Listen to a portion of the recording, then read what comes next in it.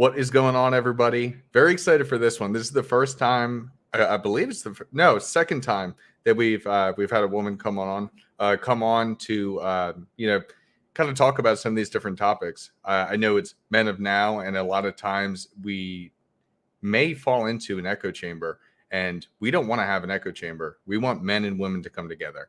So I want to introduce Irena here from Love and Fulfilled. How are you? Hi. Thank you so much for having me here. I loved what you said about the togetherness, men and women together. That's exactly why I am here, and that's exactly why I'm excited to be here. So thanks for awesome introduction. Love it. Love it. And then we've got Joel as well. How are you doing, Joel? Good as always. How are you guys? Doing good. Doing good. I'm excited for this conversation. I know, Irena, I shared with you that I'm a dating coach myself. So I know some of the stuff that's going on, some of the struggles that men are having. But before we even dive into some of the stuff, I want to hear from you. Like, how did you even end up doing this? Like, what is the story of Irena? I have quite an extensive story. Actually, I just wrote the whole book that's going to be published in about a month. But a short summary of it is essentially I came out of my childhood with complete lack of relationship skills to truly connect to another human being, to say the least, to a man.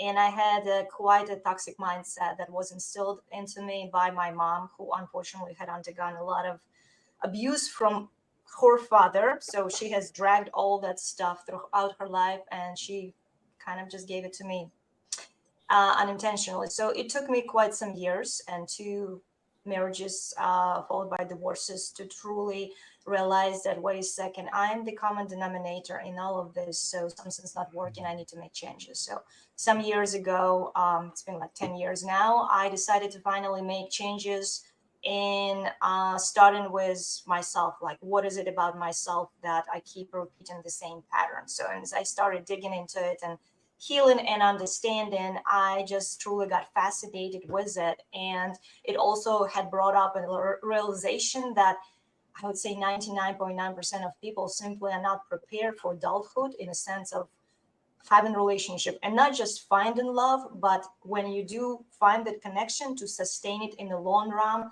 meaning relationship skills, communication skills, conflict resolution skills. So I had just become extremely passionate about like truly equipping people with these essential life skills to ensure they do find love and then they sustain it in the long run. Because we're social beings. We all want connectedness. We all want togetherness. Even women that say, oh, I'm independent, I don't need a man.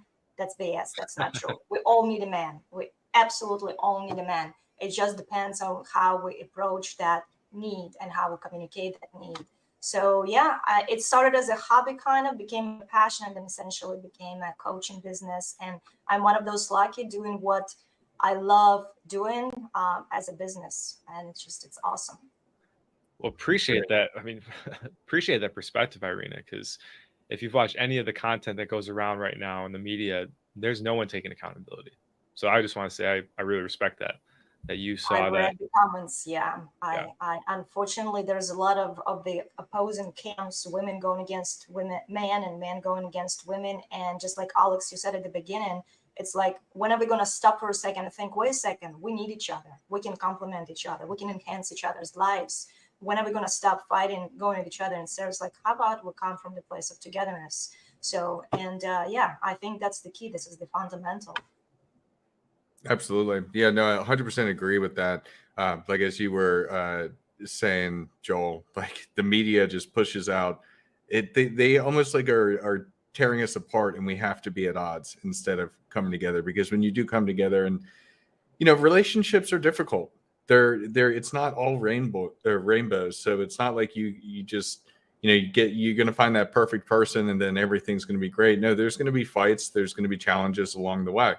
And I think a lot of people, when you think about how we are raised with like Disney movies and fairy tales, and we think that we're find that perfect Prince Charming or whatever, that everything is just going to work out, and it doesn't. And so I want to segue into kind of dating apps, because we're talking about today's dating world. And I've heard a lot of struggles that men are having when it comes to dating apps. And so I want to ask you, Irena, like, why do you think dating apps are so difficult for men? There are a few underlying reasons why there's a lot of frustration around using dating apps. It's not dating apps per se. The dating apps, in a sense, it's a technological tool. I happen to believe that it's an extremely important tool to optimize and to utilize to try to meet as many people as possible, because it is numbers game at the end of the day. You know, it's important to put yourself in front of as many as opportunities as possible. However, I think the main reason why there is so much frustration and confusion is majority of people either lack patience, they don't exactly know what they want, or even if they do, they can't communicate that with integrity. And this is where I was mentioning, you know, these two opposing camps. I coach men mostly. Once in a while, I coach women. If they come to me, I don't turn them away. I only market to men. However, there is this misconception by women when they come to me. It's like, well, men needs to do this and that. I'm like, no, that's not how it works. Women are not superior in any ways to men. Why is it that men have to live up to women's expectation? It's got to be teamwork. You got to come at it as a team. How do we make this unit dynamic work the best, the most effective and efficient way possible? So when it comes to dating apps, I think it's just the lack of skill. So when I coach, I literally teach a structure. How do you get from a match, starting with the compelling profile, all the way to making a date? And there's a structure that you apply to make sure you don't burn out, because it can get really frustrating when you don't know what you are doing, and then you just, oh yeah, I'm just going to blame women, or I'm going to blame platforms. At the end of the day, turn it around. You got to make changes within yourself first. I kind of think of it this way, like your dating app profile is your resume. And if your resume isn't set up appropriately, then nobody's going to want you. So are you going to get mad? Like as a man, are you going to get mad at the women that aren't liking you? Because if you are, it's the same thing as I'm mad at companies and corporations for not hiring me for a job. And that just logically doesn't make sense. It just means you weren't the fit for the job. It's a great Absolutely. analogy. Yeah. And so that's one thing that I think is very important for guys to understand, for everybody to understand really, is that when you are putting yourself out there, it's very important that you're presenting yourself in the best way possible. I know that there's certain dating coaches that say to get like a professional photo shoot done. They'll help you out with some prompts and things like that. These are all great things to be aware of. Just having like 3 mirror selfies is not a great dating profile, and is not going to get you a lot of matches. I'm on a receiving side of the girls looking for boys. So when I swipe, there's some of majority of them I just want to cry. I'm like, oh my god, it's like 7 different selfies from different angles of a close up that I can see the hair in your nose is not acceptable for the dating profile. And you know, and it's just like it could be a great guy, but there's not much investment. So you're absolutely right. Investing a little bit of effort and money into getting nicer pictures, or at least ask your female friend to take pictures so you have a different perspective, not selfies. Because like you said, Alex, this is your way in. And on top of that, guys, I don't know if you're aware, but the competition is fierce. For instance, if you take Tinder alone, there's about 75 million active users. Out of the 75 active users, about 3/4 of them are men. So when we're swiping, when we're choosing, we've got plenty to choose from. When you guys are swiping, you got to make sure that you stand out of the crowd, because if you don't, it's just not going to work, regardless of what a beautiful person you are, what a great personality you have, and how much you have to offer. So yeah, you got to make sure that you present yourself and make that impression so women can connect through the emotions, because that's the only way we connect to somebody or to the world in general, through our emotions. You got to trigger that. Well, a couple questions on that, because I hear a lot that, you know, like that's all well and great, right? But really, at the end of the day, people are looking at the first picture and saying, are they hot or not? And then going left or right. So how much does this come down to like actually like attraction, right? I know personally, like I'm not going to do well in a liberal college city where I'm at now because of my race, and that's not an excuse. That's just kind of like the facts for me. So I do better in other places for sure. And it's important that I go to those places. But like kind of at the end of the day, it's like, is he hot or he is not, right? Like I think people say like, craft this profile, have a great bio. But when we look at the data, people like are swiping based on that first photo.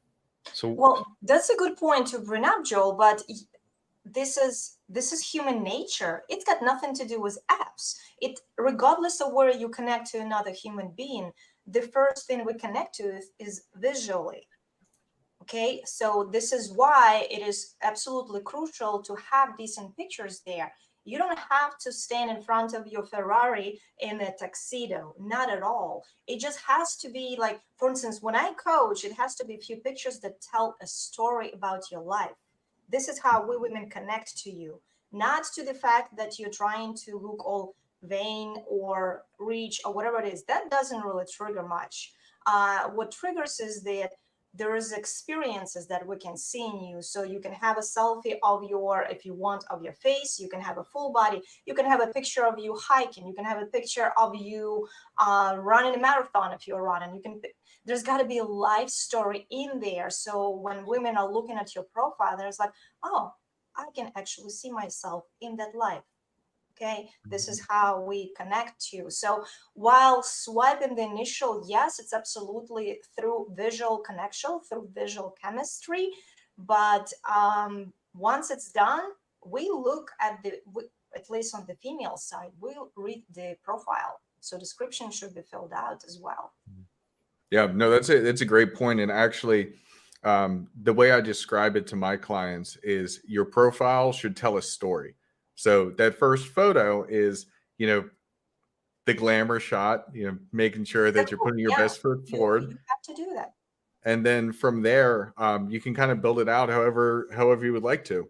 It should tell a story. It should be kind of like a roller coaster of all the different intriguing things about you.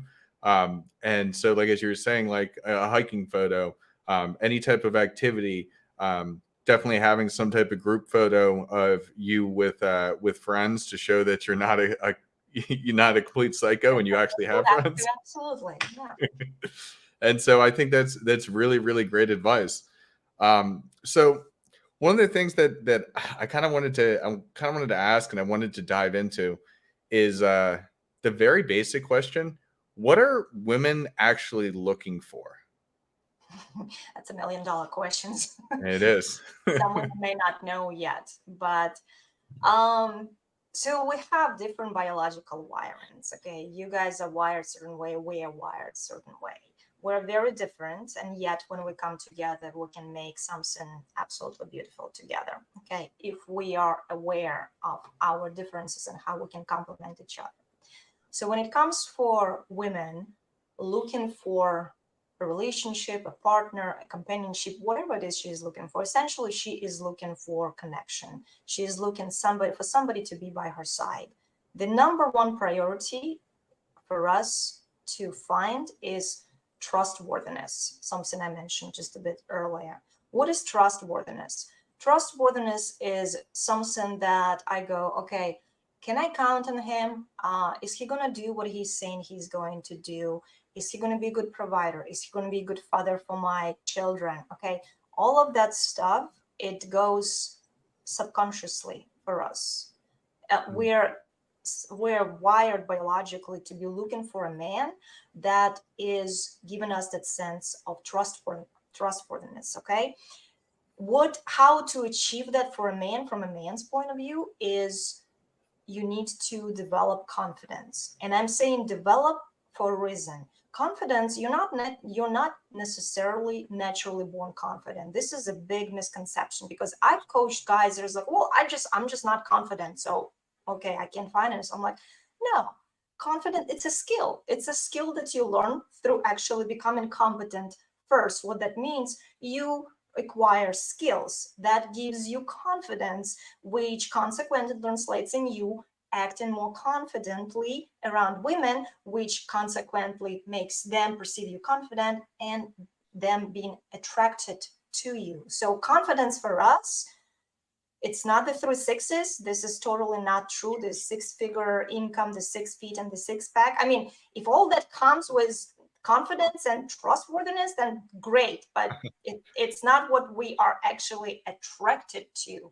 Confidence is truly our number one aphrodisiac. This is why there's this notion the women like bad boys. No, it's because bad boys, quote unquote, exude some kind of a little bit more confidence, right? And that's what we're drawn to biologically, sexually, physiologically, okay? But yes, trustworthiness is something that we are looking for. That's what we are wired to look for. I really like that how you're saying trust too, because when you look at the word confidence, if you break it down to its like Latin origin, it's confidere. Confidere in Latin means to trust. So I learned that like probably 6 years ago, and it really helped because if I was going to go around saying I'm just going to be confident, right, I would have done all the ego things, right? Tried to get the nice car, tried to get the the 8-pack. 6 isn't enough anymore. We need the 8-pack. Yep. But when you look at trust, that's more human. There's a more spiritual component to that. So I really like that idea of trust. And yeah, it's something that just with the confidence piece that I've tried to teach people and tried to instill in people, because I think the 3 6s is nonsense, absolute nonsense. I mean, it's nice to haves, but it's not necessary to haves. And so with me, what we call, at least in this dating space, like the men's dating space, is game. That's essentially what you're talking about with confidence. And so as long, I always say like game trumps all, because if you have the confidence and the charisma, then you're going to beat out like the 6 foot tall, 6-pack abs, rich guy who has no idea how to talk to or connect to somebody else. And so I think that's huge. That's huge. And this is like, you have to emphasize the fact, it's like, because when you say when you have it, it's something that you can absolutely acquire. There's plenty of extremely good looking guys that I would start talking to, and there's just nothing. Like, it's only the objective visual beauty, but there is just no depth. There is no confidence. So just like you said, Alex, it's really the 3 6s is total myth. I'm sure there are women that may be looking for that specifically, and it's their choice. It's fine. Women who are truly looking for connection and relationship and partnership, however, that is definitely not the priority at all. Yeah, 100%. So I want to bring up this question here, or this statement that will lead to a question. What is that there? Caillou sends balloons. Okay. So I match with plenty of women on Tinder, but I guess I have zero game because I'll text them and they usually never reply. I have mixed feelings about online dating websites, not going to lie. So from that question, my question to you is, if you match with somebody, how do you start the conversation? Like, how do you start it with a good spark that it can actually lead to maybe an eventual date? That's actually my favorite part when I coach online dating. So anybody who's listening, grab a pen and a paper. I'm gonna give you the magical formula that will make this work. Remember I mentioned earlier that we women, we connect to man or to the world through our emotions. Like, you have to remember that you have to trigger our emotions for us to raise some kind of interest in your profile. We don't know who you are. You might be the greatest guy out there, but if you don't know how to open properly to trigger the emotions, then there is really no chance. So I teach to send out compelling openers. What is a compelling opener? You see the profile that you like, you go back to the profile, you read the description and you pay attention to what is said in the description. You look through all the pictures and you find in the profile something to either comment on or ask about. I will give you a couple examples, specific examples, so you know exactly what I'm talking about. But your goal is to connect to a woman through her emotions, okay? Let's say there's a picture of her somewhere in the mountains and she just looks like she's had a great hike, she's had a great time, okay? She's She's just radiant. You never ever open with "you're beautiful, let's talk." That's boring because we get about 1 million of those. Okay. But what about this? Hey, what's up? How are you doing? No highs, no hays, no how are yous. That's just, there's nothing wrong with saying that if you're talking to somebody face to face. The competition is so high for the guys that you got to do your absolute best to stand out of the crowd. How do you stand out of the crowd? You look at the picture of this girl who is standing in the mountains somewhere, and she just looks like she had the time of her life, and you write her and you say, "Hey, Susan, you look so radiant and so happy in the picture in the mountains. Where was it taken?" Number one point is you commenting on her emotions. You paid attention to her experience, not how she looked like, what she was born with, but her emotion, her experience. And number two, you actually asking a question that most likely will prompt her because she's going to emotionally connect to that experience she had, and most likely she will want to answer that question. "Oh, it was taken there, and I had a great time." This is how you trigger the emotion, not by haze, by highs, by how are yous, or "you're beautiful, you're whatever, you're hot, let's talk." Yeah, this is all boring. It's very mundane, it's extremely bland, and it doesn't make you stand out of the crowd at all. So the opener always has to be something that you comment on or you ask about, or better to do both of these points. And something relatable is absolutely awesome. If there is a picture, like I see a lot of guys have pictures with the dogs, and I always wonder, I'm like, okay, is this a prop, or is this just, or is it their dog, right? Girls have also pictures with dogs, let's say. So if she has a photo with a dog, and you happen to have a dog yourself, or you happen to love animals and dogs, this is a perfect opportunity to relate and connect. And you go, "Hey, Annie, you look so happy in that picture with the dog. Is this your dog? I have a dog myself as well." Just right there, you connected to her emotions, to her experience, and you related to her. You gave her a piece of your life as well. Do you see the difference what I'm talking about? Yeah, no, it's great. I wrote a book, the first text, that focuses exactly on this and Awesome. how you spike the emotions and how that's so important. And just to kind of streamline it for guys, because a lot of times they'll get stuck and they'll be sitting there and they'll be thinking for like 10, 15 minutes before they finally send the text. And then they get exhausted and burn out because they're spending 10, 15 minutes for every single match. And just simple stuff like that. Like, one of the first ones that popped into my head is like one of the girls that I used as an example here. She had a photo of her at a casino, and just like, "How much did you win that night?" And that's so much different than just "Hey" or "What's up" or something like that. Yeah, So it's very important to pay attention to those types of things and those experiences, and then commenting on them, because you almost force a response, because people love to talk about themselves. And when you're noticing something that they may be very passionate about, or as you said, like with the experience, it was a really cool experience for them, pulling that emotion is going to start the conversation.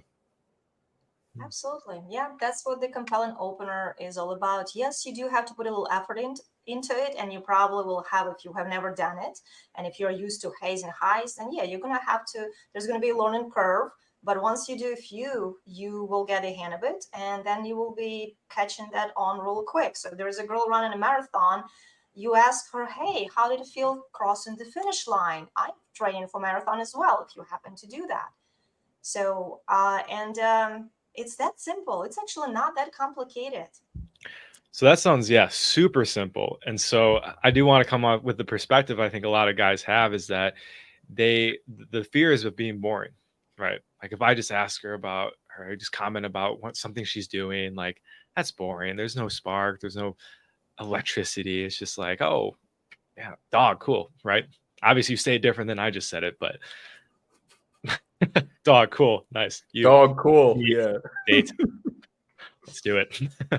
Yeah. So how do you breach that then? Because I think again, the worry is that it's going to come off like too nice guyish, too like big brother or something like that.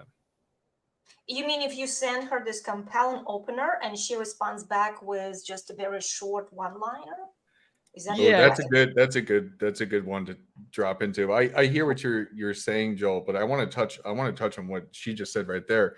Yeah, how do you navigate that when you go ahead and you formulate such a compelling opener, you're hitting the emotions, and you may get back a short response, or you continually are getting no response at all. Like, how do you calibrate that? How do you understand how to say things to get a response? There is not much to understand there, guys. You got to realize that the online dating, it's a filtering system. You cannot possibly expect every single match to work. It's impossible, and it's not the goal. Your goal is essentially to filter through all dead end connections as efficiently as possible to get to the one who will respond to you with a similar size message and with a similar emotion. Okay, that's your goal. So you don't get stuck on the fact that it's like, oh, okay, cool. If that happens, I'm like, okay, she might be talkative. I would not like cancel it out completely right away. I always tend to think that there needs to be a little bit benefit of a doubt. You never know, she might not be talkative, but that doesn't mean if just because she answered was a little short one liner, you continue with being a little bit more compelling, right? Just kind of take the lead, give her the model, and maybe she will catch on, right? But if it doesn't flow, it doesn't flow. That's it. You filter it out and you move on. You move on to the next one. You do not try to force anything. It's a filtering process. I really like that mindset. It's like it's a good reminder that you're gonna miss way more than you hit. And we have a friend that's I would say he's an expert dater, and he gets like 1 out of 20 online dating, and he has great success. So it's just a good reminder. I think I know this is something I've struggled with, is wanting everyone to be right. Like, they match with me, right? They must like me. It's like, no, maybe they're just sitting on the toilet and they're just like, all right, good, yes, no, right.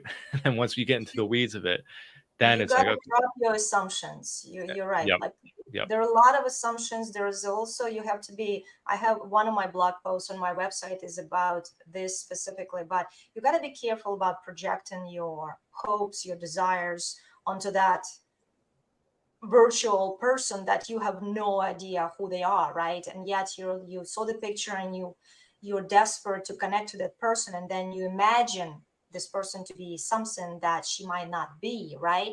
So you try to stick to the facts. So if it's short message coming back to your nice compelling opener, it could be a sign that she might not be your person. Okay, but I do want to say this to all the guys, is you have to remember that this is a filtering system, but it will take only one connection with the right person to make all of this attempts worthwhile. So giving up and getting stuck and getting obsessive over somebody who did not respond a certain way or did not respond at all is definitely not worth the time. There's about 8 billion people in the world. There's plenty of girls to date. Keep moving on, keep filtering through. God, that could be great. the podcast right there. Yeah, no, that's great. That's definitely a hard one for me too, like that I went through when I was experiencing it, because you get that match that you're like, oh my God, she's so gorgeous, like yada yada yada, and it just doesn't go anywhere, and you get so defeated and so frustrated, and it's like, look, we can't control other people, we can only control ourselves. So just understand that, as you said, there's 8 billion people in the world. So just, keep chugging along until you find, because once you do, oh, it's so worth it. It is amazing when you have a brilliant relationship. Oh, that's You awesome. do have to go in with the abundance mindset, because mindset makes a huge difference if it doesn't make up to pretty much up to everything. Because if you go in thinking, oh, women is this and that, women are just, they whatever, they're not gonna like me, or there's not enough women, you will essentially attract that to yourself. This is exactly what you're gonna manifest. So if you go in with the right mindset thinking, okay, every rejection is essentially redirection towards the connection that will work better for me. You don't look at it as approval. You don't need approval from any women. Your identity, your self-worth does not depend on women's approval at all. So should not be. I mean, but this is, of course, this is a deeper work. This is a mindset work. This is actually part of work that I do in my coach. And before I even give you the dating skills, you actually have to go through the mindset reprogramming if it needs to be done. But this is essential. You go in with the abundance mindset and it makes it easier. Rejection is part of life, but rejection only brings you closer to the connection that will work for you. And question off that before we move on to the next topics here. Why do guys get so attached to that one person? What do you think it is, like psychologically, biologically?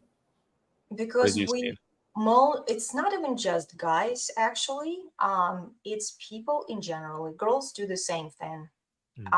It's the lack of emotional resilience. It's the lack of possibly emotional intelligence, and we are attaching our self-worth. We're essentially given this somebody else, our self-worth. Please approve us so we can feel good about ourselves, right? But this is much deeper work. As I mentioned, this is something that everybody should probably work on sooner or later, but you need to make sure that you understand that you should not rely on anybody approving you or disapproving you.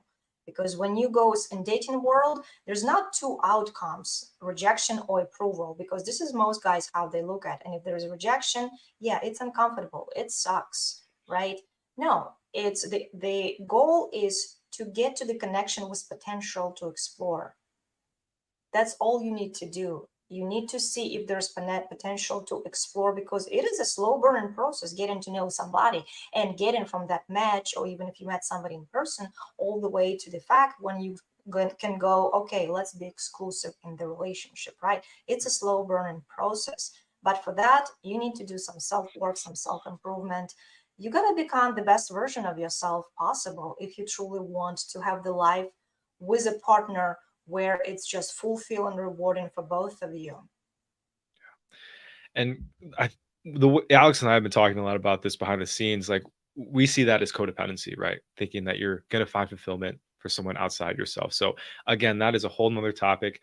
We're definitely going to dive into it more on this channel and on Sobriety University as well. So you can definitely come over. Alex and I will be doing some more work around that, because again, we agree with you, Irena. It's so important to do that inner work. And it's a big part, like, it's left out on the dating space. It's like, you master the 3 6s and then you get your bank account up, boom, you're good to go. But you see a lot of these guys, they don't have lasting relationships because they just have done the surface level stuff. And so again, the deeper level work, a whole nother conversation. We'll be talking more about that. You can come over to Sobriety University to learn more about codependency. And obviously Alex will be coming on there a little bit more too, but move on from that. We can talk about that's great. Yeah. Deep topic. Yeah, it needs like a separate podcast for sure. Yeah, absolutely. And I'm very excited to share some of my experiences with that codependency and Coda, like Codependence Anonymous. Lots of interesting stuff that we're gonna be pushing out in the future. But my next question then is, all right, so I've fixed my profile. Looks great. I'm really doing well with these compelling openers. Now, how do I actually get the girl on a date? And I have a strategy or a method that I kind of teach guys that I'll share afterwards. But I want to ask you first, Irena, like, how do you help guys go from that? All right, she responded. We're in the conversation. How do I actually get the date now? Oh, absolutely. Happy to share. I'm curious if your method and my method match up. I hope they do. But so the text and conversation seems to be flowing. Let's say hypothetically you reached out and she responded, and there seems to be flow. I always call it, imagine like you're playing ping pong. Like, it's got to be, you got to make sure that there's a relatively equal amount of investment, because if you write her this long messages and she responds with this short messages, beware that connection is not really happening there. It has to be two-way street. But let's imagine it is a two-way street and the conversation is actually flowing. There is playfulness, there is seriousness, there is different emotions touched on. So let's say you do that for a few hours. Here's my strategy that I give. You don't tag you if you match up on Saturday morning and you text throughout the day and it's going well. By the time Saturday comes to evening, you go, listen, it looks like the text messaging going really well. I'm really enjoying texting with you. but I want to hear your voice. Let's have a phone chat. Are you available tomorrow? And you very strongly suggest that phone call has to happen, because guess what? You do not go on a date without talking to her on the phone. The phone call will show you if there's truly potential to explore. Texting is, again, those projected hopes, desires, fears, communication style. This is all good to know as a fundamental. That's not enough, nowhere near enough to know what this person is about. And very often, even in my personal experience, I've texted with somebody, I'm like, wow, this person is articulate. This is really nice. Because for instance, I'm a big fan of truly excellent communication skills. I'm like, hey, let's chat on the phone. We get on the phone and it sounds like a completely different person. And I was like, whoa, okay, so texting is one thing, talking on the phone is another. It did not flow. So if you get on the phone and the conversation kind of flows naturally, and there is a certain emotional rhythm to it, like you laugh and you can ask serious questions, and if you have that sense that you want to see this person again, you want to get to know this person more, this is where you set up the date. On the phone call. And I always suggest to guys, please take the lead. And you don't ask her, hey, would you like to go on a date? You tell her, hey, I'm really enjoying this. Why don't we go out next Sunday, go grab some ice cream or coffee together and see what is this connection all about? Okay? Take the lead, take the charge. We are attracted, going back to that confidence, being an aphrodisiac, we are attracted to the guys that take the lead. I have guys tell me that they actually allow women to choose or take the lead. I'm like, guess what? As soon as we feel we need to take the lead, that's it. You're pretty much going to be going into the friend zone if you are connected. So that doesn't make us feel like we can count on you. So tell her that you would like to meet up. And I suggest don't even call it first date. It's a non-date. It's a get-together. It's just a get-together to see if you have that click, okay? So, and you have to schedule it. You have to make it happen, preferably within like 7 days, within a week, so you don't waste your time. And then if she says, sure, let's get together, and if the date and time is established for that, don't do too much texting that week. Don't go too deep into it, because you don't know yet who you are meeting. There's so many times you go on a date, you have this image, and then you get there and it's like, oh, and it falls flat. You're not connected physically. The chemistry is not there. Energy is not there, can happen. And it's disappointing. So don't invest too much on that week, but tell her that you're absolutely looking forward to meeting her face to face to see if there is a true connection to explore. I like that. The match to the first get together. That's non-date. Yeah, no, that's absolutely fantastic. It's very, very similar to what I teach. So maybe my method is a little bit more aggressive, but what I call it is the 5-4-5. So 5 for 5. No more than 5 messages from you and no more than 5 messages from her before you guys get on a video call. So very similar to the phone call.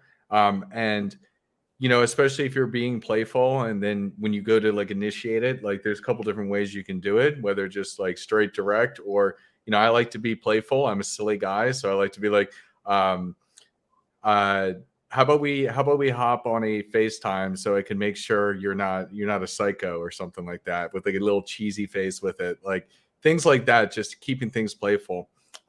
Especially if the interest level is high, then when you're having that conversation, that 15-30 minute video chat, you get to see if she actually looks like her photos. Like, I know a lot of people tend to put like older photos and things like that. You also get to see if your chemistry actually exists, and you get to see the other person talking with them. And then if things are going well, then you wrap it up with that, let's actually go on a date. Like, I'm ready for our second date. Right? You go from phone call to a second date. Yeah. So when are we having our second date? And because you kind of treat that as your first date, your first meeting. And I really think that face-to-face, like as we're doing right now, is very powerful. And so 100%. with that 5 for 5, you're also like, because I know a lot of guys, what they'll do is they may buy some of the premium services. And so with those premium services, you can have unlimited swipes, which technically means you could have unlimited matches. And so it's better to, strike while the iron's hot and cycle through things instead of getting caught up on, a couple different matches and things like that. And then it doesn't work out later on. So that's really my method, which is, it's very similar to how you teach people to do it. And I think it's great. And it worked great for me. I mean, heck, that's how I have my girlfriend. And that's how a lot of guys have really seen a lot of success, because you're cutting through the BS. Because let's be honest, in this filtering system, there is a lot of That's BS. exactly what you're doing, exactly. And it's very important. I do want to note here is that you got to value your time, and you got to make sure that you value yourself as a person. Okay. When you get stuck in texting for days, weeks, sometimes months. I had a phone call with somebody who had texted for 6 months, never even had a phone call. And it's Yeah. really sad, because there was so much desperation for like connection, but that's not connection. That's really not connection when you're texting with somebody. So making it efficient, knowing that, and I always suggest, like, even use this phrase, like, listen, I value my time and I want to make sure I value your time. To make this efficient, let's find out if we're actually have any connection, phone call, and then consequently you set up the first get together. But yes, filter through. I This did is not that in the 11th grade. I had a girl that we talked for like, I don't know, 5 months over text. And then we finally met, and it was the most awkward thing that I've ever experienced. And we never talked again. So it's like, yeah, that's such a good tip to get on a FaceTime call and just suss out the person. Because for me, I like day game the best, because you get to have that connection immediately. And I've never thought like, oh, well, you can have that by just setting up a call. So huge. Yes, and there are some people who will not agree to that, but this is another aspect to filter through. If the girl says, "Oh, I'm not comfortable getting on video call," I mean, for us girls, it could be that we don't feel good about ourselves today, and we don't feel like pretty enough, or whatever reason. It's like, hey, let's have a call tomorrow. You got to give her just a little bit of time to, doll up. If she wants to do that, that's fine. But if the person says, "No, I don't want to have a video call," that should be a red flag. Because if the person is not willing to invest into the simple video phone call before meeting in person, that person does not value your time, their time, and probably should not be paid attention to. Yeah, that's so good. Yeah, again, it's just sussing out the people that you're not compatible with. And if they're not willing to do that, I agree, that's a huge flag. What have you seen as maybe one of the other biggest troubles that guys have when they're working with online dating?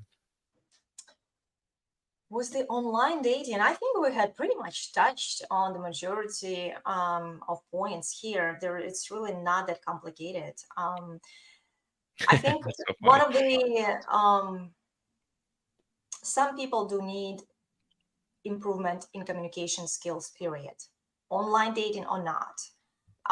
And so when I coach people, I actually have them for a couple weeks. When they start using online apps, they share their screenshots with me, or I look at how they communicate. And very often there is a need for improvement in communication skills, meaning that if she asks you a question, you answer, and then you follow up with the question. Again, returning to that ping pong analogy, ping pong games, right? So there has to be a flow in this communication. And you always, the guys especially, you have to keep in mind that different emotions have to be triggered throughout the conversation in order for a woman to truly feel some kind of potential of connection in there. So yeah, communication is the key to everything, essentially, as texting communication, phone call, or in person can be improved. And thankfully, there's abundance of material online. You YouTube it and you'll get bazillion of videos on how to improve your communication skills. So you're lazy if you don't go in and actually make sure that you can communicate properly. And if we do get to the point of talking about how to make first dates special, I can tell you that. But also this can apply for the texting period before you get to a date. come up with questions that are unexpected and interesting, not just boring job interview type of questions. Oh yeah, I that's love so that. huge. So huge. I want to speak on that because that's one that I've used before. It's like, those types of questions that really make you think and make you feel. And so talking to somebody, it's like, so if money didn't matter, nothing in the world mattered, you can do whatever you always wanted to do in life, what would that be? Because most of the times we just have these jobs where, we like it, but we don't love it. And it's not like what our dream would be. So money aside, what would you really love to be able to do? Questions like that, I think, are absolutely fantastic. It gets the mind going. Or like, if you could drop everything tomorrow and nothing matters for the next week, where in the world would you want to go? Oh yeah. Yeah. One of my favorites, Yeah. for the food, like instead of asking, yo, what do you like to eat? What's your favorite food? You say, okay, let's say you and I were married, right? And you come home and I'm with another woman. You get pissed and you kill us both. You go to jail and you're on death row. What would your last meal be? Joel, I don't know how I feel about that one. I'm not sure that would work. I would be like, okay, I think I'm not sure if he's kidding or he's actually serious about that. Okay, it's worked for me. maybe, yeah, build some trust first before throwing that question. But the point is to be creative, right? Find a way to ask a simple question that can paint a story, right? Guys, take that question and do what you want with it. maybe we'll have to, restructure that one. But you can downgrade it to like, hey, if you had to eat one meal for the rest of your life, what it would be. So you could change it slightly, and you can go ahead and say, all right, so let's say we're married, because one, what that's doing, it's implanting the idea in our mind of this, successful relationship. So let's say we're married and it's our 5-year wedding anniversary, and you're coming home from work and I had been planning to make dinner for you as a surprise.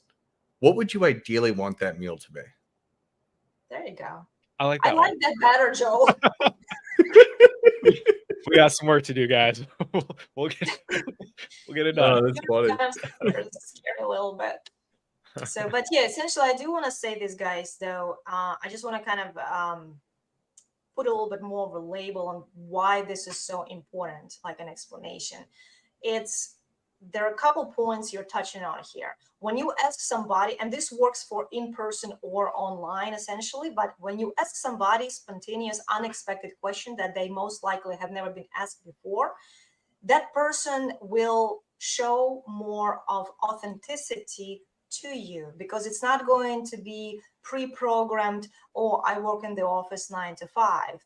Questions she had answered about bazillion time to somebody else. Okay, it will put her in a position to like truly dig through, and it's like, oh wow, okay, again, you're touching on emotions, you're digging a little bit deeper, you're looking for substance, and she will give you much more values versus dry facts. These are the type of questions, open-ended questions, interesting, unexpected questions, that will have her answer with a lot more values. You will learn a lot more about this person, how she will describe that. So instead of asking, for instance, hey, what do you do for work?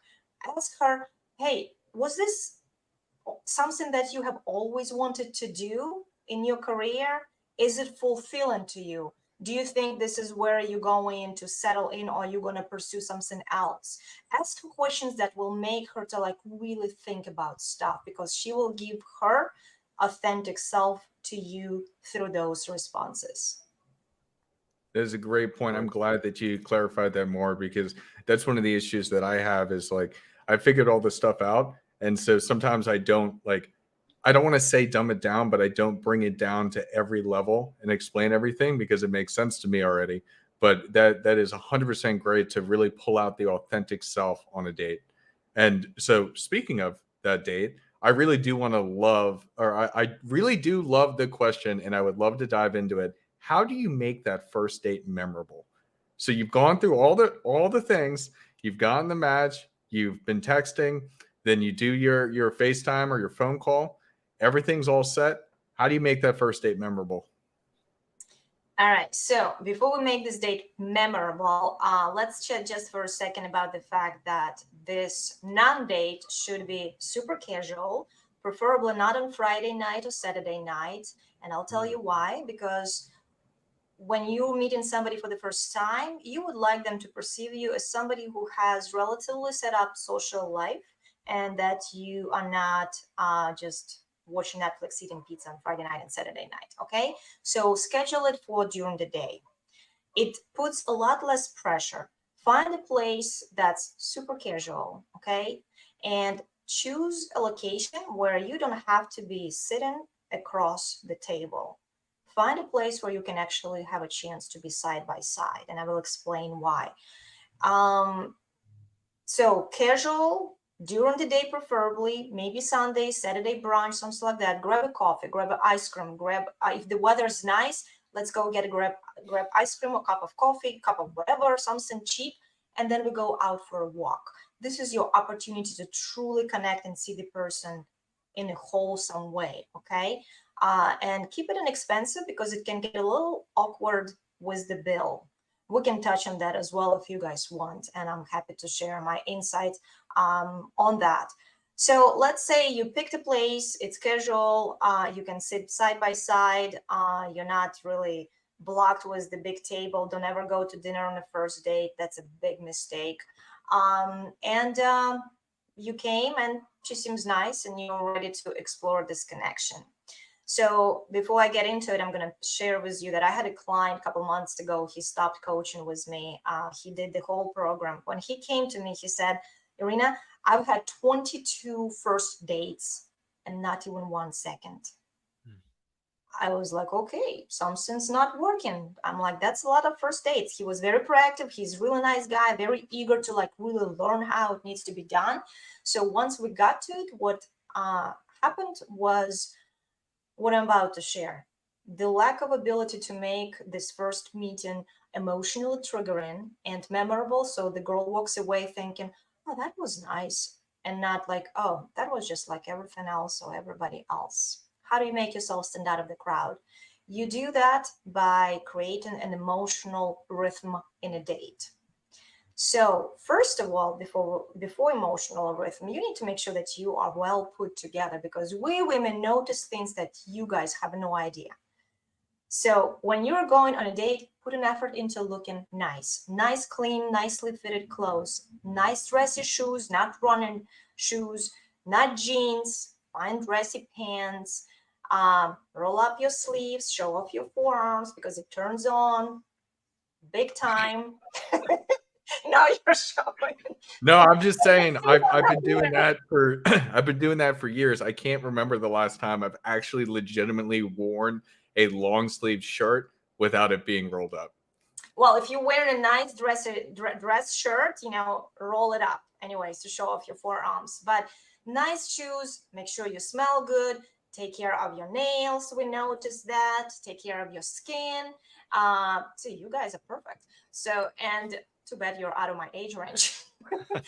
And make sure you just really well put together, because it takes about 7 seconds to make a first impression. If you make a make first impression that's bad, and it's really hard to change it, really hard. Okay, so let's say first impression is there, and now this is where the emotional rhythm, creating emotional rhythm comes in. You have to make sure that you are asking the questions that are unexpected, that are spontaneous, and that touch on different emotional topics, trigger different emotions. Don't do the job interview. What do you do? How long you've been in this area? What's your 5-year plan? What's your 10-year plan? No, it's not a job interview. You need to connect to the emotions. So you ask her, just like we gave an examples with Alex, you prepare those questions. I always have the guys have at least minimum five questions that the girl most likely has never heard in her life before, because this is what will make her go home thinking, whoa, he just asked me that. Like, nobody has actually asked me that. There's going to be thoughts in her mind that will make her connect to you. Like I just myself went to the event on Friday, and this guy was talking to me, and it was just, I'm sorry to say, but it was boring. So I look at him and goes like, listen, if you had a choice between having a fast forward button in your life or a rewind button in your life to change something, which one would you choose? And he just froze. He's like, oh, he's never heard the question before. But after that, the conversation changed. He actually got very elaborate about that. And I've learned a lot more about him by answering one question that was very unexpected. This is what you want. You want the playfulness, you want the seriousness, you want the sadness, and you absolutely have to employ your excellent listening skills. And if you do not have listening skills, you better learn how to listen to women, because aside of looking for trustworthiness, what we're looking for is space, a safe space for our emotions to be expressed, accepted, without men trying to fix us or cancel our emotions out. It's absolutely crucial. So if she's sharing something with you that is somewhat sad, if she had overcome some challenge, please make sure that you reflect back to her that, wow, that must have been hard. And it sounded like you truly had to put effort into it. Make her feel good about what she had done. This is where compliments and physical looks fall flat, because we know how we look like. We get plenty of compliments, okay? It's the compliment on accomplishment, something that you were not born with, that really gets stuck in our heads in the most positive way. So touch on different emotional topics, ask unexpected, spontaneous questions, prepare them, make sure you have them handy, okay? And remember I said sitting side by side. In addition to emotional rhythm, you need to actually combine it with physical touch. And this is something that, this is one of the mistakes that guys do, because I've had guys tell me, oh no, I purposefully give her space and don't touch her just so she knows that I respect her. I'm like, no, that's a mistake. If you combine this emotional conversation with physical touch that is appropriate, and I'm going to show you in a second what it is, it creates in her brain, it creates a true connection to you. So when you're sitting side by side, you actually get a chance to have access to her body and touch her in the conversation. The safe space to touch is from the hand all the way to the shoulder. This is the safe space. Obviously, you don't grope her, go all over the place, because then she's gonna call the cops and that's it. It's not gonna end well. But if she was sitting on the bench, let's say you're talking somewhere in a park, right? You have your side by side. Every time, if she said, you put your hand on top of her hand and you say, wow, that must have been hard, okay? And you focus on making your touches frequent but short, not too long, because that may make her feel uncomfortable. Short and frequent physical touch in combination with the emotional conversation and questions is something that truly makes us feel like, wow, there is a potential. I can start letting my guard down and I can start truly connecting to him. This is what makes the first get together truly memorable for a girl. This is what makes you stand out of the crowd among other guys. I like that when it comes to the physical touch. So like, for example, she says something and then you put your hand on her, like don't slap, but put your hand on her hand. It's like, no way, you're lying to me. And it escalates the already emotional state that you guys are going through. And it makes things interesting. And, once somebody is comfortable with physical touch, that really, it allows, both men and women to allow them into each other. So I like that. Absolutely. And the other thing is that I just did a dating workshop a couple weeks ago, and one of the guys, he asked a question, he said, it's like, it seems like I'm doing everything right, but I always land in a friend zone. The girls just want to be friends with me. So when we got a little bit into it, well, it turns out that conversation was good. Physical touch was completely absent. And he made a mistake thinking that he's actually giving them space. So if you don't touch us, we don't know that you're physically attracted to us. We have no idea. And if we think you're not physically attracted to us, then okay, we can be friends. Why not? The conversation is flowing great. You can be my girlfriend, right? So physical touch is absolutely crucial, but yes, you absolutely have to pay attention, Alex, just like you mentioned, you have to pay attention to the body language, because you don't know what kind of experience she has had before. So if she's closed off and her body is turned away from you, yes, she's not really connected to you. So I would not attempt any physical touch. However, if she's sitting next to you and she's using her hand gestures and her body language is open, then by all means combine the conversation with the physical touch, so she knows that you desire her, and that will reinforce her emotional connection and her physical connection with you. And I Got it. want to say, sorry, Joel, let me just, and I want to say with that, some ways, like if they are crossed and like closed body language, some ways to at least, initiate some of that physical touch and maybe have them open more. Let's say she's wearing like really nice rings or a really nice bracelet or something like that. You can say, can I see that? And be like, what? It's like, well, I really love that ring that you're wearing. I just want to see it. And then you can hold her hand and like look at it. And it's like, wow, that's really cool. Like, when did you get that? And then you can start to initiate that connection. And then she's going to be thinking back to the time when she had bought it. And then it can come with a story. And then you can start getting that connection flowing. Absolutely. Yeah. It's all about creating that space where she can start trusting you, because you truly don't know what kind of experience she has had. She could have been assaulted in the past. This is why it takes her a very long time to start trusting a man, especially when it comes to physical touch. So if the woman is healthy and she hopefully has not had any traumatic experiences, then yes, by all means, she will be open. But if she's closed off, don't give up. If she seems interesting, but you may need to just to put more effort into truly helping her to trust you and let the guard down. And guys, it'll give you confidence too. Like when a girl's open to your touch, you're just like, oh wow, it's nice. She likes me, and then you'll start flowing a little better. You'll be a little more confident. So it's gonna play in your favor too. I really like that what you said, Irina, about sitting next to your date. And actually, the first podcast Alex and I did, we talked about this, and I think there's pros and cons to being across and next to. I always go next to because one, you can like your legs might start brushing up against each other, right? That's like a great way to have some like subtle touch without being overt about it, and then you kind of get establish that connection. You're next to each other with the energy. But Alex, you were saying that you like to sit across. Can you kind of tell why, on your view on that, like why you think that's important too? Yeah, I like to I like to sit across because I like to have the face to face, and so I think that the very strong eye contact can. I mean, it's more advanced to kind of like go that way, but the very strong eye contact, especially when you're saying certain things, can really hit a lot better.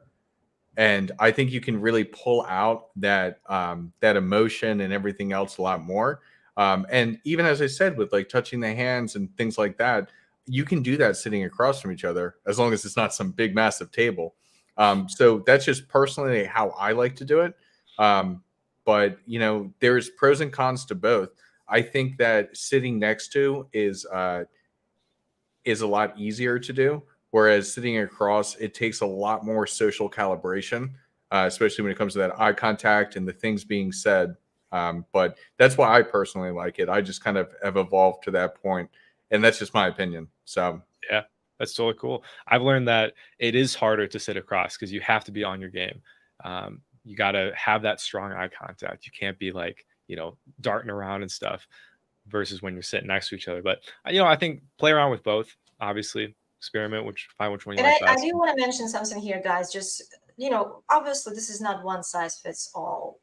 So we all have different personalities. We all have different approach to physicality of interaction and the intimacy and everything. So that's why, as coach Alex, whether you do it or I do it, like we can adjust to the intricacies of one specific person. However, when it comes to a little bit more generalized concept, for instance, even if you were to just go get ice cream and you walk around and then you see a bench, guess what? The bench is this long. So all you do is you still turn towards the person, you still get the eye contact, because just like you said, Joe, I forgot which one of you said, I think you both said it, eye contact is absolutely crucial. Eye contact is absolutely crucial. This is what also adds to the emotional conversation, the physical touch. Like, you cannot truly connect to the person without making the eye contact. But there is there's a lot more flexibility when you are not separated by a table. The reason I'm not a big fan of having the table in between Alex is because you cannot see from this point on, you cannot see the rest of the body language. And women, actually, you can see a lot, but how their feet, how their legs are positioned, and how they react to when you're talking. So it's just not a complete picture. What are some of those cues, Irena? Well, I'll give you some general idea. This is also like a fascinating aspect to teach somebody on the body language. The universal one, I think everybody knows, is when we touch our hair, and especially if we uncover the side of the neck, that means we're truly connected to you. Okay, so if we go and we put the hair on one side, if we touch the neck, that means we're truly connected to you. When we are using our hands as we're talking, and if we're turning 10 to 10, turn our wrist and open palm towards you, that means we are comfortable. That means we're attracted and we're connecting to you. So if you see me talk and I turn my hands this way and to show off my wrist and my palms, that means that I'm comfortable and I'm feeling safe and I'm feeling connection in there. Okay, so that's what when it comes to the upper language, to upper body body language. When it comes to the posture in general, open or close body language, I think it's pretty noticeable easily. So if she's crossed arm, obviously she's not buying into something. So you may want to watch that and you want to see if you can actually get her to uncross.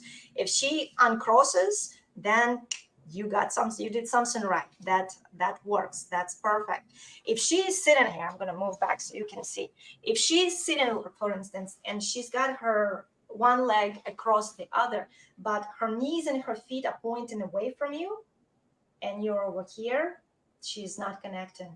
She's hesitant. She's not sure. If she turns back, if she changes the position and she turns towards you with her knees and her feet pointing towards you, she's in. She's invested. Okay, so this is when it comes to legs and to feet. If the girl is playing with some kind of object, if she has, for instance, I don't have my ring here, but if she has the ring and she's playing with the ring on her finger, if she's caressing any kind of object or with her jewelry, she is physically sexually attracted to you. And there is one more thing that I share that not a lot of guys know. We have this little spot here in our neck.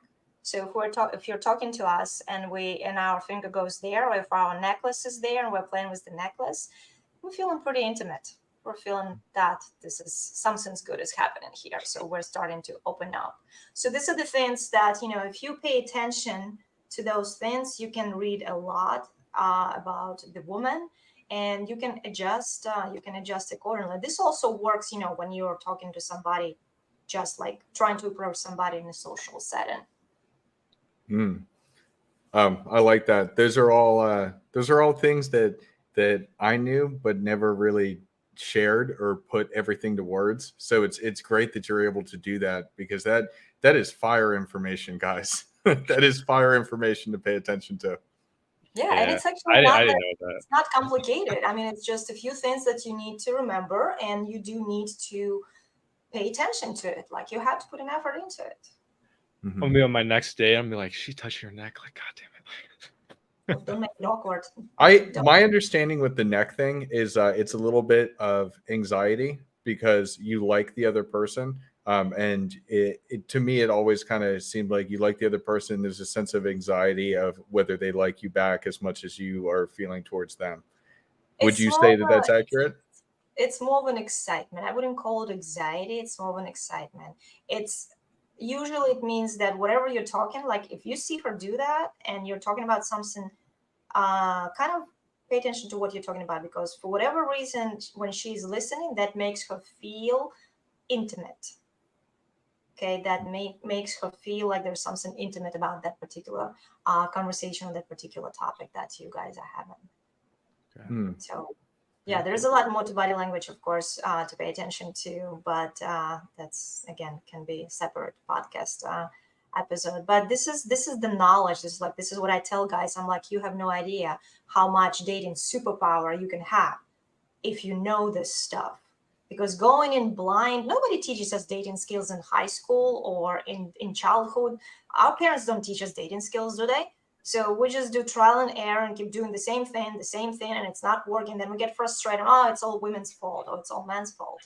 No, you can absolutely acquire needed skills, know the techniques, know what to pay attention to, and you'll have your superpower to go in and date. Yeah, it truly is a superpower.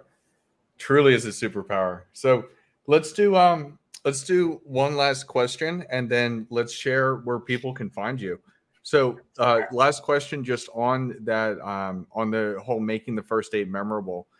Is there any other like advice or tips that you have for guys on how they can actually make that memorable and get that second date? Yes, there's one more point that I have not yet touched on. So let's imagine the conversation had gone pretty well. Let's imagine that you've done the physical contact needed.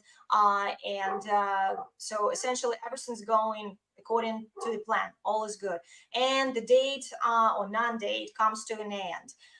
This is where we girls are looking for to see how sexually disciplined you are.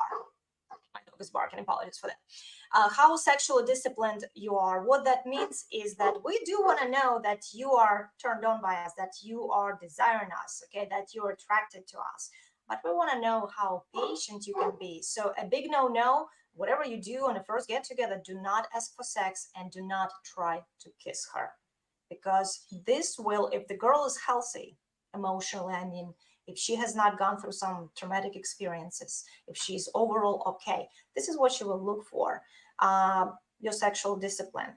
We all want sex. There's nothing wrong with wanting sex. That doesn't make you bad guys for wanting sex. It's absolutely normal and natural. And we want to know that you want sex with us, but we want you to show a little effort into allowing us to connect to you deeper on emotional level before we can actually get intimate with you. So instead of trying to kiss her on the lips, you give her a kiss on the cheek and you give her a tight hug and you thank her for her time. And under no circumstances you try to get back to her place or bring her to your place, okay? Unless you're interviewing somebody for friends with benefits, that's different. Then you're just upfront. Yeah, let's get together to see what we're working with. But if you're looking for a relationship, allow some time. I also suggest, if you're okay doing that, once again, to stand out of the crowd, take her hand and give her a kiss on the hand, because this is something that she doesn't experience very often. This is something that's unique. So if you are okay doing that, then I would do that, because she's going to be like, whoa, that's different. You know, nobody usually does that. I disagree with that a little bit. Like, I hear what you're saying for sure. Oh, I think that's it's nice. I think it's always a good idea to go for the kiss on the first date, right? Even if she turns you away, it's just showing that, yeah, you're willing to take that masculine step into making it man woman. Now, I totally get what you're saying though. Like, maybe it is a good idea not to try to bring him home right away. Like, I think I could get down with that for sure. But I think it's always a good idea to try to go for a kiss. How has been then your personal experience on this one? Uh, Good. Like, I mean, some will not accept the kiss, but some will. And then the ones that do, we have a second date, and it goes well. I again, I just think it's a great thing to do for a guy too, to practice, overcoming that anxiety, fear of rejection, right? Just go for the kiss. Yeah. I Yeah. still strongly suggest to wait till the second time you get together, just simply for the fact that, again, like if you're truly looking for a connection that will go long term and eventually turn into a partnership, uh, I would wait, because she may want to kiss you back, but she may also walk away thinking, okay, I know he wanted it, but he actually made an effort not to kind of tame down his urge and instead allow me the space and the time to connect. So again, this is, like I said, it's not one size fits all. However, when I do teach, this is an easier suggestion and easier recommendation. You cannot go wrong with this one, because with your situation, Joel, it can go either way. Right. You can actually lose, you can kill a connection if she goes, whoa, I don't do that on a first date, right?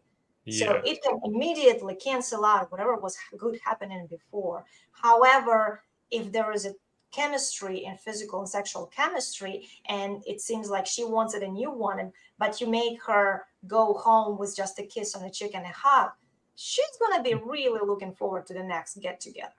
Okay, I can see that. Yeah, it's definitely two different schools of thought, and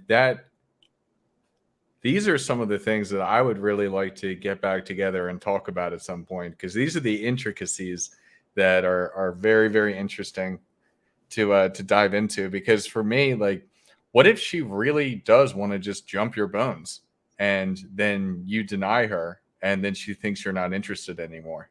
You don't deny her. That depends how you do it. And the way you do it is you go, if it happens that the girl, hey, we get horny, of course we get horny. So if she happens to want to have that, if she's in the middle of her cycle and she's ovulating and you're good looking and you guys connected, she might think, I'm just like, screw the relationship, I just want to have sex. But if you want to connect to the person in a longer run, then you tell her, listen, I really want this, but I really truly want us to connect on a deeper level. This is magic words that any girl, when she hears from you, she's not really going to feel rejected. She's going to feel like, okay, let's get to the second date faster, see what's it all this about, right? So it will create anticipation, but it will be a positive one, okay? Because again, this is kind of a proof, bulletproof from you cannot go wrong, foolproof. But Joel, if you are really good at reading body language and like really directly communicating, it may work. It's just something that I would not, as a coach, I would not suggest to somebody to do it in being afraid that you don't know how the girl is going to react. So it's better to stay on the safe side. Oh, okay. I like that. You're right. You're right, because it does take a more advanced level of understanding of that body language and everything else for it to work. And because you risk a lot more if you don't have that understanding. So I'm right there with you on that. And I can tell you guys, from being a woman myself and coaching women as well from time to time, one of the biggest complaints the girls do have is that he pushed for sex or he pushed for kiss on the first date. And this is the insight that I'm sharing with you. So beware of that. And even if I coached women, it's like, yeah, I was attracted to him up until the point when he actually tried to kiss me. It's calibration. It's understanding like when it actually makes sense, and if it's uncalibrated, there's nothing that can kill a connection quicker than an uncalibrated push for something like that. Yes, exactly. One thing I was thinking about too is like where culture plays into role with this, because when I was in Poland, there was a pretty strict 3-date rule, and versus in America, I find that can be quite the opposite. So what are your thoughts? And I mean, you're Ukrainian, so you have lived in that. 3 dates before any kind of physical touch. Before sex. 3 days before sex, even. Yeah. Oh, that's precise. I don't have a number of dates. Just like Alex mentioned, you kind of have to truly be knowledgeable about how women function, and you have to pay attention to how she's responding to you. Because there's a whole lot of things that we haven't even touched on. Like, we all have different intimacy needs. We all have a different adult attachment style. Some are avoidant, some are anxious, some are secure. So all those things play a big role in how a woman responds to your physical advances. One may be welcoming, and the other may be, oh, no, he's pushy, cannot do that. And it will kill the connection completely. So 3 days, let's say they go absolutely great, and you've talked and you've figured out that your core values align and it just flows and just great, then yeah, by all means, go for sex after 3 dates. Okay. But I don't have actually specific number of dates. I suggest at least a couple dates. You wait. Okay. And then you decide. I mean, at the end of the day, we're all adults. But again, from the female perspective of you, yes, we do want sex. Yes, we do want physical touch. There's nothing wrong with that. So do you. But you have to remember, we're always evaluating you in a sense of, is he going to be there for me? Or is he just going to get sex and then lose interest? And this is the complaint that I hear very quickly. I like this idea. Like, and this is kind of what I've been learning on this journey is when you talk to different people that are further along in the journey, you kind of get the idea that it is about calibration, like you guys have been saying. It's about being able to learn how to read the other person. And yeah, it's definitely like when you're first starting out, I think it's important to have some guidelines to follow. So you just kind of, have a direction. You're not just kind of floundering. But yeah, when I was hanging out with guys that were more experienced in dating than I was by a long shot, they were definitely more like about energy. Like, okay, am I connecting with this person versus am I following, rule 3 at 7:55 p.m. Now it's time to execute. And so, yeah, it's opening my mind too. I'm like, you just got to get out there and you got to get reps so you can learn this skill. Absolutely. Yeah, you have a blueprint and then you apply it. We're human beings, we're not robots. It would be very easy if there was a formula, 1, 2, 3, and then you just apply the steps. No, It would. you do have the knowledge, but then you have to attune to every single woman differently. So, and this is what I teach when I coach. There's a certain thing as attunement to the woman's needs, wants, desires, and hopes. And it's absolutely, women are not that complicated. I just wrote a blog post on that. Women are actually not that complicated as the guys think, if you actually put just time and effort into understanding how we function and how we operate. Right. Great points. Great points. Well, let's go ahead and wrap this up here. This was absolutely a fantastic conversation. Thank you so much, Irena. I would love to do something like this again. I'm going to go ahead and put your information out here to your website. I did notice that, yeah, there it is. So if you guys want to find her and connect with her, it's the best way to do so right down there. I did notice that the group coaching call link seemed to be a little bit off. It looks like the registration's full. Do you still have There's opportunities? a wait list. You just put your name, yes, because the last group was full, but the next one will start. I think will start mid or end of October. So you just have to get on a wait list. That's it, or just send me an email and express the desire. And for those that come, tell them. So if you say that you're coming from Man of Now, I will discount the price so you can get a little bit of a discount on getting into the group. And it's a small group. It's anywhere between 3 and 10 people. And you get a lot of insights from a female coach, and you get a lot of information that will absolutely give you that dating superpower to go into the world and make the connections and hopefully meet the one sooner or later. I love that. That's what's like so cool about. I know there's a lot of people, at least in the dating space, like men's dating coaches that like rag on women, but I think it's good to at least have the female perspective, because I think a lot of times it does get lost, because they always make the argument, well, how can she teach me how to date women if she's never dated women? Well, how can I, as a man, tell you how a woman feels if I'm not a woman? It's the same argument back and forth, and I think it's great. It's great what you're doing. I really love everything that I've seen, and I'm so happy to have had you on. Is there anything else you wanna plug to the audience? I mean, not really. I do hope that whoever needs a little assistance, it's just I want to say that it's a skill that's absolutely attainable. Like, you can find love, you can absolutely tackle your limiting beliefs. That because for every guy who's sitting there and thinking, oh, I did not get lucky, or I'm not tall enough, or I don't have the 6-figure income, or whatever else is limiting belief that you have, I can help you deconstruct and dissolve those beliefs and get your mindset in the right place. And once you have that competence to go in, and you have step by step how to deal with rejection, how to approach, how to start conversation, what questions to ask, how to read the body language, with all that knowledge, you can be truly unstoppable. And it will just be the matter of time. So it's not going to be the matter of if, it's simply going to be the matter of when you're going to meet your right person. And what right now it's September. If you get hold of me, if you get in contact with me soon enough, you might be by Christmas, you might be introducing your +1 at the work party, or maybe even bringing her around for a family gathering, so they can finally stop asking you why you're single. But take charge. It's admirable and honorable when a guy actually learns skills, Okay. Mm-hmm. And nobody's born with dating skills. Everybody can have some improvement. It's very rarely when there's a person just naturally equipped to do that.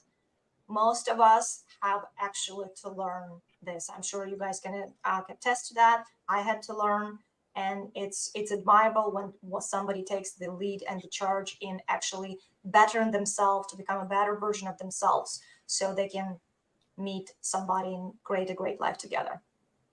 Absolutely, beautifully put. Yeah, Tommy, you're not a loser anymore. Everyone's gonna applaud you. So learn the skills for sure. That's a great message. So Joel, go ahead. Yeah, go ahead and plug your Yeah. stuff. We'll plug my stuff, and we'll wrap it up. Awesome. So yeah, guys, Sobriety University, come on over. I help men and women quit addiction to just about anything, really. People, drugs, alcohol, sugar, whatever your vice is. I've probably been through it, and I know how to get through it. And it's just like Irena said, it's simple. It's not easy, but it's simple. And if you can learn those skills to get yourself in the right mindset, really start to see the big vision for your life, and then be honest as to where, okay, is this substance that I'm using or behavior contributing to that goal and vision? And I think what I found with coaching is that once people start to realize, like, okay, I got more to my life to live than just picking up a bong every day, then they start to have results. So it's really kind of figuring that out for yourself. And speaking of, we got the balloons guy. Great game. I used to play that all the time instead of studying. And second day off weed. So congratulations, man. That's absolutely fantastic. It's your new life is beginning. And we have Kata 15 here. So great job to you as well.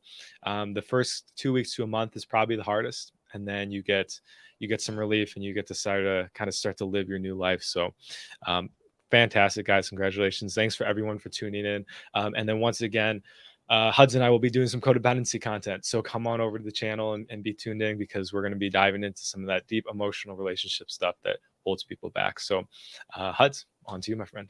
Absolutely. So as always, you can follow me down below, Instagram at the Hudsman, if you want to reach out for dating coaching, or if you even just have simple questions that maybe I could help with. More than happy to do so. As for the Men of Now channel, we'll be back doing this stuff again next week. I feel like there was something else I was going to mention, and now I'm forgetting it. I know we've got Sobriety University, like the actual membership coming up, right? Yeah. So that's something to keep your eyes open for, guys. And if you guys enjoy this type of different style of content, bringing on different people like this, definitely let us know down below, because that helps us. We're only here to bring the information to you. We want to help you. So if you resonate with certain things, definitely let us know. And if you have any show topics or maybe people you would like for us to bring on, definitely let us know. And just as always, make sure to like, comment, subscribe, spread this message to whoever you can, any of your friends, anybody that you think could maybe benefit from it.